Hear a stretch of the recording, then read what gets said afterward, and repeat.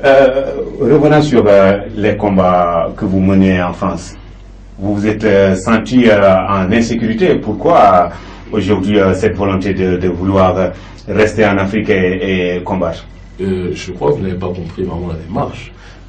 Sentir en insécurité, depuis que j'ai commencé mon combat politique, et quel qu'en soit l'endroit, j'ai envie de dire, où j'ai pu voyager, quand vous énoncez la dignité, et vous parlez de dignité pour les vôtres et de défendre vos intérêts, de toute façon, vous n'êtes jamais bien vu par les élites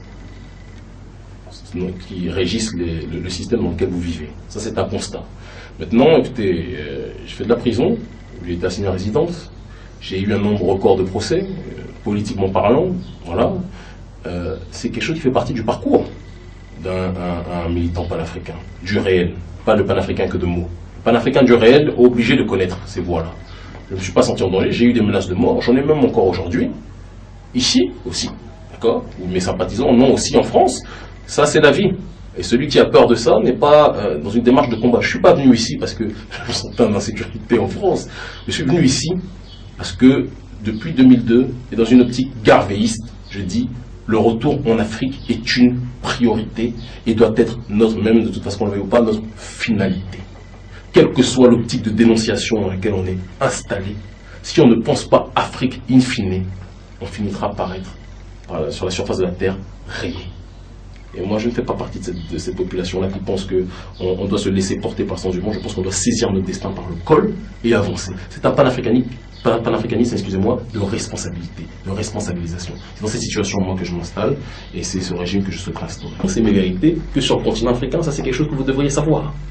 Et c'est pour ça que ça ne peut pas être par peur que je suis parti de France vers l'Afrique. C'est justement parce que je suis dans un souci d'authenticité, d'aller au bout de mes idées. Je pense que l'histoire s'écrit à chaque instant et dans les actes que je pose, je veux laisser un testament pour mes enfants et pour les futures, les prochaines générations, quelle que soit l'origine même de ces populations.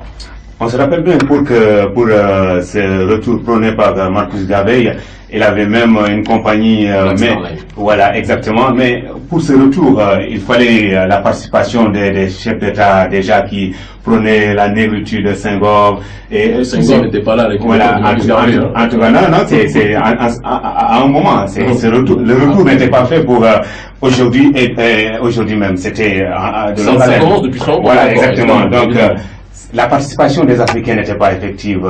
Comment vous comptez Ce n'est pas vrai, si je peux me permettre vraiment. Ah bon? Ce n'est pas vrai. Marcus Garvey a réuni dans l'UNIA, il y avait le nombre record. Il n'y a jamais eu autant de Noirs qui ont adhéré à une organisation, ne serait-ce qu'aux États-Unis, que dans l'UNIA. Il y avait des Noirs du monde entier. Ça, c'est quelque chose qu'il faut savoir. Ça se comptait par millions et non pas par milliers. Aujourd'hui, on s'extasie quand l'honorable ministre Louis Farrakhan réunit 1 million de personnes à Washington en 1995. Alors que c'est un épiphénomène par rapport à la puissance du garvéisme de l'époque. Mais la différence, c'est qu'en effet, on a mis des bâtons dans les roues du combat de Marcus Garvey, qui? Des impérialistes, et des Noirs aussi, qui ne voulaient pas quitter leur maître. Mais c'est ce que je disais. On est d'accord, mais frère, on n'est pas dans un match de boxe, je vous ai non, vous êtes plus costaud. On est des frères, mais on est d'accord sur ça. Mais je dis simplement que c'est une réalité qu'on ne peut pas nier. Certains ont mis des bâtons dans les roues pour que Marcus Garvey ne puisse pas avancer. Mais si on est là aujourd'hui, c'est que son combat a porté ses fruits. Marcus Garvey a annoncé des choses, a prophétisé des choses. Il n'a pas dit que ça devait se réaliser à l'instant présent, où il était là. Il a lancé des mots. Et nous devons aujourd'hui les matérialiser. Il est au XXe siècle, au début du XXe siècle. On est au début du XXIe. Je pense qu'un siècle après, on a la possibilité de matérialiser ce qu'il avait énoncé. Quel commentaire faites-vous de